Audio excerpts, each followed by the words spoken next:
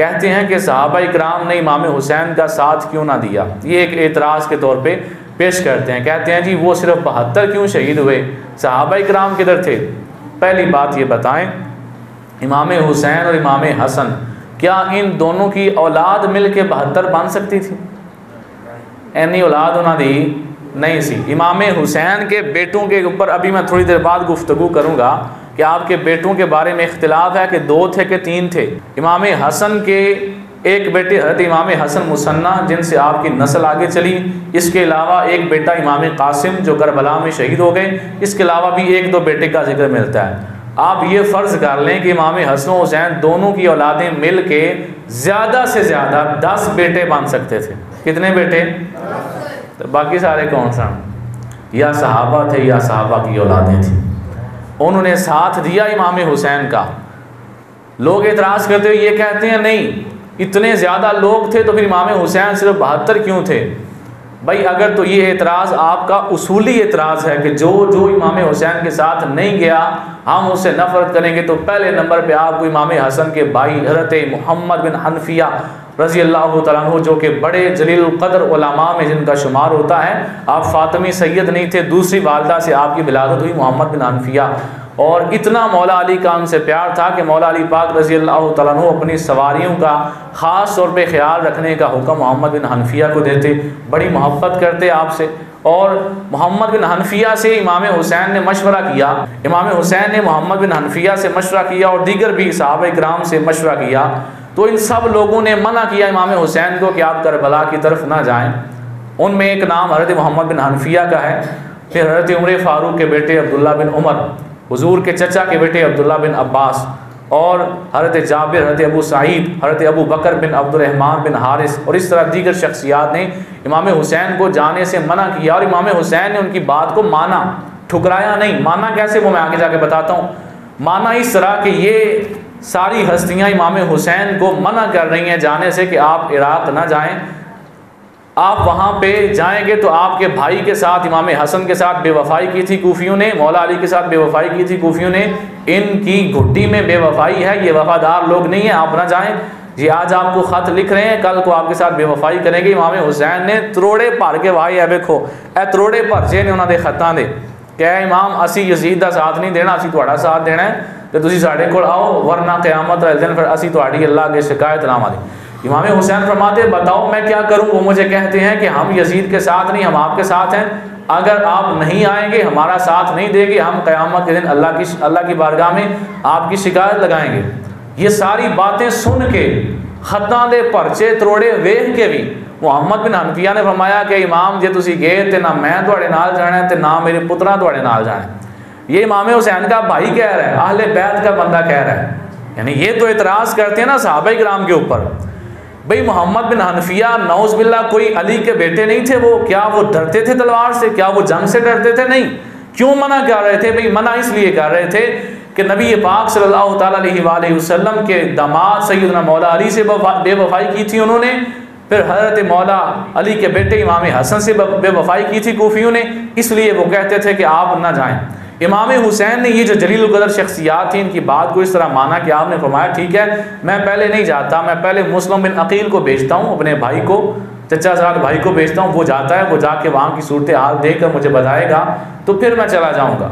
बात करने का मकसद ये है कि अगर इमाम हुसैन रज़ी अल्लाह तआला अन्हु के साथ उस वक़्त सारे सहाबा इकराम नहीं गए तो फिर सारे अहले बैत भी नहीं गए। मोहम्मद बिन हनफिया अहले बैत के बंदे थे, नहीं गए। सरकार के चचा के बेटे अब्दुल्ला बिन अब्बास अहले बैत में से हैं। भाई सरकार के चाचे का पुत्र अहले बैत जो वदा के नहीं बोलो वो बोलो चाचे का पुत्र अहले बैत जो होंगे ना, तो चचा का बेटा अब्दुल्ला बिन अब्बास मैदान करबला में इमाम हुसैन के साथ नहीं गए।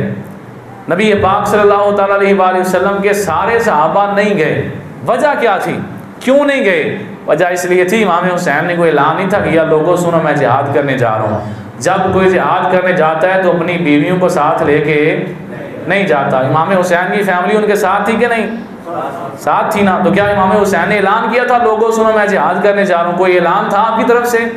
नहीं, ऐलान आपकी तरफ से नहीं था। अगर ऐलान होता तो आप अपनी बीवियों को, अपनी बहन सईदा ज़ैनब को, अपनी बच्चियों को साथ लेके ना जाते। इमाम हुसैन रिहाइश की नीयत से जा रहे थे कि उन्होंने कहा है कि आप हमारे पास आ जाएं तो मैं जा रहा हूं, पता था आपको कि मैंने शहीद हो जाना है। लेकिन इमाम हुसैन ने जिस वक्त हज़रत सैयदना अब्दुल्ला बिन अब्बास जो कि इमाम हुसैन रज़ी अल्लाह तआला अन्हु के ऊपर रोब की अंदाज में बात कर सकते थे, उम्र में बड़े थे, नबी पाक अलैहिस्सलाम के चचा के बेटे थे, इमाम हुसैन उनका अदब करते थे। तो आप कहने लगे, ए हुसैन अगर मेरा बस चले तो मैं आपको आपके सर के बालों से पकड़ लूँ, लेकिन आपको बेवफा लोगों में जाने की इजाज़त ना दूँ। हज़रत अब्दुल्ला बिन अब्बास कह रहे हैं इमाम हुसैन को, कहने लगे कि मैं आपको उस कौम में जाने ना दूं जिन्होंने आपके भाई को शहीद किया और जिन्होंने आपके वालिद माजिद को शहीद किया, मैं उस कौम में आपको जाने की इजाज़त ना दूं। मेरा बस चले तो मैं आपको आपके बालों से पकड़ूं। इमाम हुसैन ने कोई नहीं फरमाया कि तुसी कौन होते हो बाला तो पढ़ने वाले। अदब का मुकाम था। बात करने का ये मकसद है कि नबी पाक सल्लल्लाहु अलैहि वसल्लम के तमाम सहाबा करबला में नहीं गए, ये कह के लोग एतराज़ करते हैं। मैंने जवाब ये दिया है, पहली बात ये है 72 में सारे अहले बैत नहीं थे, इसमें सहाबा भी थे, सहाबा की औलादें भी शामिल थी। 72 बनते ही तब हैं, वरना इमाम हसन हुसैन की अपनी औलाद 72 पे भी पहुंची नहीं थी। कि पहुंच गई थी? नहीं थी ना पहुंची। अभी 72 पे उनकी अपनी औलाद नहीं पहुंची थी। 72 कैसे बने? उसमें सहाबा भी थे, सहाबा की औलादें भी शामिल थी। नबी पाक सल्लल्लाहु अलैहि वसल्लम के सारे सहाबा क्यों नहीं गए? उसका जवाब मैंने दे दिया कि अगर सारे सहाबा नहीं गए तो फिर सारे अहले बैत भी नहीं गए। सरकार के सगे चचा का बेटा अब्दुल्ला बिन अब्बास नहीं गए, फिर क्या करेंगे आप उनके ऊपर एतराज़ भी कि वो क्यों नहीं गए? फिर मौला हुसैन के भाई मोहम्मद बिन हनफिया इतना प्यार करते थे इमाम हुसैन के साथ, कोई ये ना सोच ले कि शायद उन्हें मोहब्बत नहीं थी। इमाम हुसैन के साथ इतनी मोहब्बत करते थे, इतना अदब करते थे। एक दफ़ा दोनों बैठे हुए थे, किसी वजह पे जो है वो थोड़ा सा आपस में इख्तिलाफ हो गया। इमाम हुसैन और मोहम्मद बिन हनफिया दोनों की किसी बात पे इख्तिलाफ हुआ। हो जाता है भाइयों में इख्तिलाफ किसी फैसले के ऊपर। तो इमाम हुसैन उठ के अपने घर चले गए। जब वो चले गए ना तो बाद में किसी ने मोहम्मद बिन हनफिया से कहा कि इमाम हुसैन आपसे नाराज़ होकर चले गए हैं, अब वो कभी भी आपके घर नहीं आएंगे। कुछ बंदे ना तीली लाने वाले होंगे ने, भरा दिल से दिलों नाराज़ नहीं होए, माड़ा मोटा इख्तिलाफ होया पिछों जो तीली लाने वाले होंगे ने ना, उन्होंने की वजह तो भरा सारी उम्र नहीं बोलते। सही गल है। आप बड़ी बड़ी गदियों को देख लें, एक पीर वखरा सोफा ला के बैठे, एक वखरा सोफा ला के बैठे है। वो जो मनने वाले बंदे होना तो आखन तुसी भरा आपस राजी नहीं, तुसी साढ़े पीर कितों हो सकते हो, लेकिन वो मनने वाले उस पीर नूं उहदे खिलाफ करन दे, उहनूं उहदे खिलाफ करन दे। ये जेडे मगरों गल्लां करने वाले होंदे ना, ये बड़े फसादी होंदे ने। तो किसी ने मोहम्मद बिन हनफिया से कहा इमाम हुसैन आपसे नाराज़ होकर चले गए, आपके घर कभी नहीं आएंगे। मोहम्मद बिन हनफिया ने कहा अगर मैंने अभी बुला लिया तो मान जाओगे कि मैं अली का बेटा हूँ। तब क्या को सुभान अल्लाह। उन्होंने कहा बुला के दिखाएं, चैलेंज करते हैं, बुलाएं। इमाम मोहम्मद बिन हनफिया ने खत लिखा इमाम हुसैन को। उसी दिन उसी घंटे के अंदर इमाम हुसैन थोड़ी देर पहले गुस्सा करके गए थे, थोड़ी देर बाद वापस आ गए। क्यों? मोहम्मद बिन हनफिया ने खत लिखा। खत में पता क्या लिखा था? ये बात मैं इसलिए इस टॉपिक पे आया हूँ, ये कोई ये ना समझे मोहम्मद बिन हनफिया को इमाम हुसैन से प्यार नहीं था। भरा नाल प्यार क्यों नहीं होता? मोहम्मद बिन हनफिया ने खत में लिखा कि इमाम, नबी पाक सल्लल्लाहु अलैहि वसल्लम ने फरमाया था अगर दो भाई नाराज़ हो जाएं, कौन नाराज़ हो जाएं?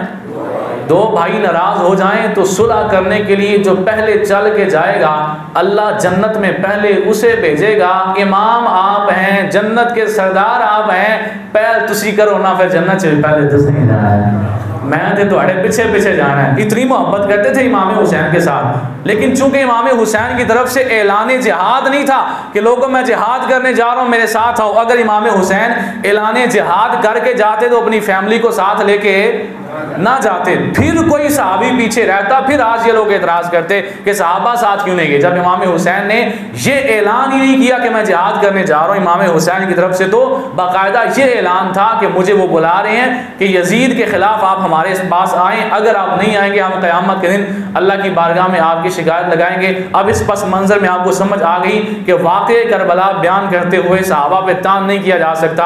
अगर आप ये कहेंगे कि जो जो नहीं गया हम उसके ऊपर जो है वो कोई गलत बात करेंगे तो फिर इसमें अहले बैत भी आ जाएंगे। अब्दुल्ला बिन अब्बास जैसा बंदा सरकार सल्लल्लाहु के सगे चचा का बेटा इसमें आ जाएगा। मौला हुसैन का भाई मोहम्मद बिन हनफिया पूरी औलाद समेत नहीं गए, फिर वो भी इस जद में आ जाएंगे। लिहाजा जज्बाती अंदाज में करबला बयान करना ये बिल्कुल भी अहले सुन्नत का तरीका नहीं है।